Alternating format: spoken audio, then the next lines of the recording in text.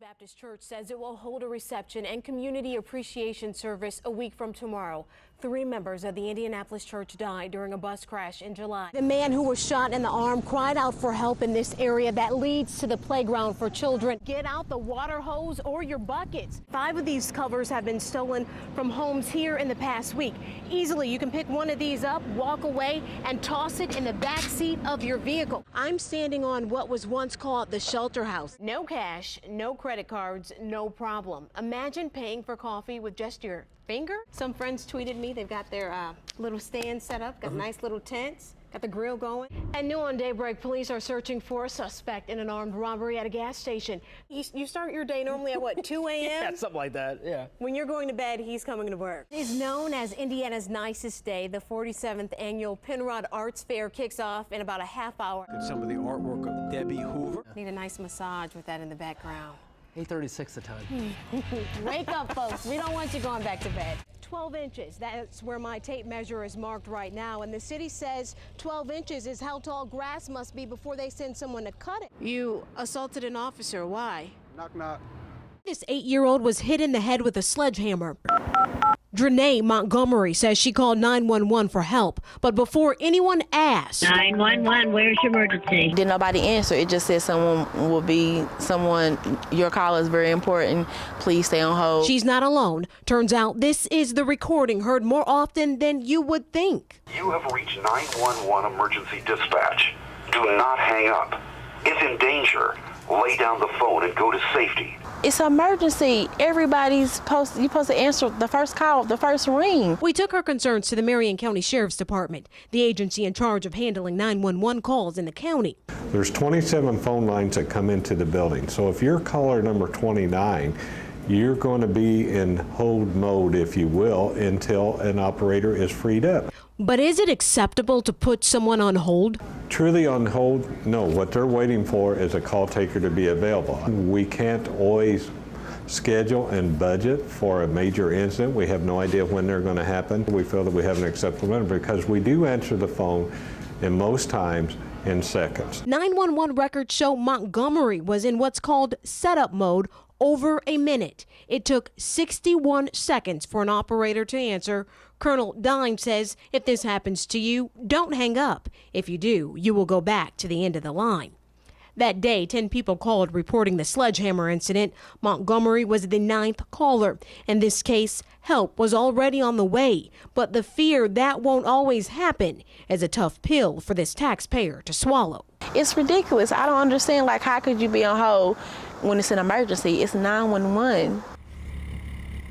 It was her first time behind the wheel of a go-kart.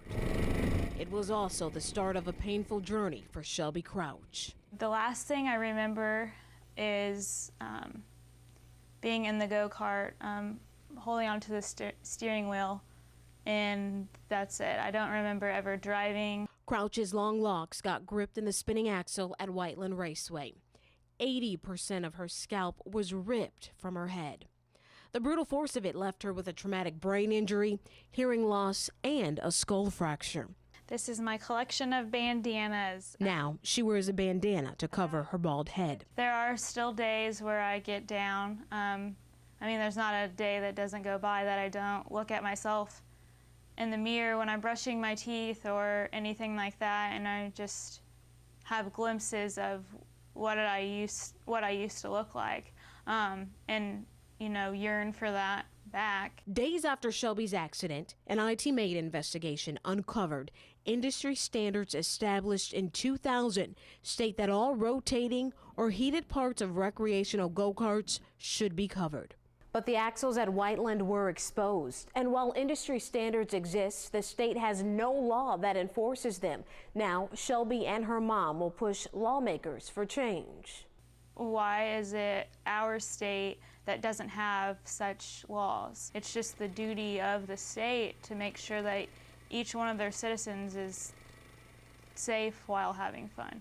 I don't want another mother to ever have to go through this, and I don't want another person to have to go through what Shelby's been through. When we first started stringing them around the wall, Shelby hasn't been alone. Above her bed, get well cards from friends, family, and strangers form a cross. Still, she has tough days. They're few and far between. They're getting there, at least. She credits her faith in helping her get through those tough times. And it's why she's talking now, 9 months after her accident, about what happened. People coming to me and saying, you know, Shelby, you're an inspiration, your story is an inspiration. Because I try not let that go to my head. I mean, I give all the glory to God. I mean, without him, I wouldn't be here. Hi there, Debbie. I've been camped out at this intersection for the past hour, and the light, which is still red now, has turned green 4 times. Granted, when we're driving, we expect delays and getting stopped at traffic lights like this one, but some say, should you have to wait 10 to 22 minutes? This driver just broke the law. Some people turn left on red right here at the intersection here. You don't know if the light's going to change or not. I mean, you could be out here for an hour. Ronnie Bonds and his friend Judy say what we caught on camera, this driver turning left on red, happens all the time. The light was red when I got here, so I started timing the wait and continued my conversation with the Fountain Square residents. And they get so impatient that they go through the light, which could be dangerous. Look what happened.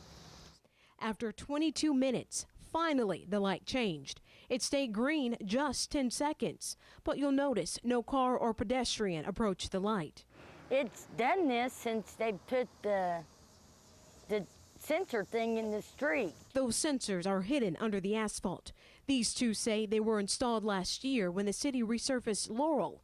To activate the sensors, some drivers tap dance. Stopping here and backing up and then coming back forward, then the light would change.